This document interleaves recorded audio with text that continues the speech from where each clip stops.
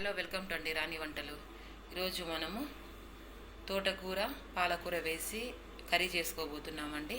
ఇది కలర్ రైస్లోకి కానీ, బిర్యానీలోకి కానీ, రోటీ రైస్లోకి కానీ సూపర్ టేస్టీగా ఉంటుంది. కావాల్సిన మనం ముందుగా స్టవ్ వెలిగించుకొని కుక్కర్ పెట్టుకోవాలి. కుక్కర్లో ఆయిల్ వేసుకోవాలి. కొన్ని ఆనియన్, కొద్దిగా మనం అల్లం వెల్లుల్లి వేసుకొని సువాసన పోయే వరకు మనం ఫ్రై చేసుకోవాలి. మనం ముందుగా కడిగి పెట్టుకున్న శనగపప్పును వేసుకోవాలి.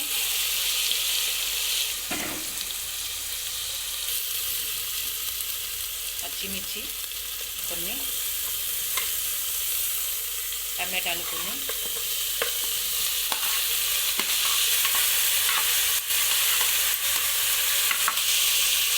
కొత్తిమీర,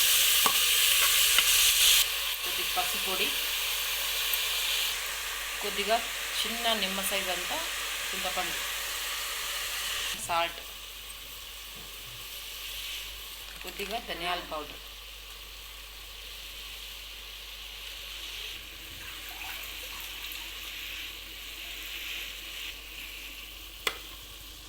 పాలకూర తోటకూర బాగా కడిగి వాష్ చేసి పెట్టుకోవాలి.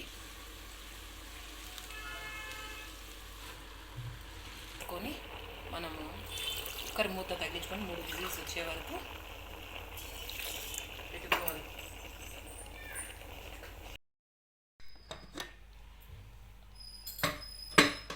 అయిపోయిందండి తోటకూర పాలకూర కర్రీ. మనము ఇది బిర్యానీలోకి కానీ తోటకూర పాలకూర కర్రీ రెడీ అయిపోయిందండి. రాణి వంటలను ఛానల్ని సబ్స్క్రైబ్ చేసుకొని లైక్ చేయండి, షేర్ చేయండి. Thank you for watching.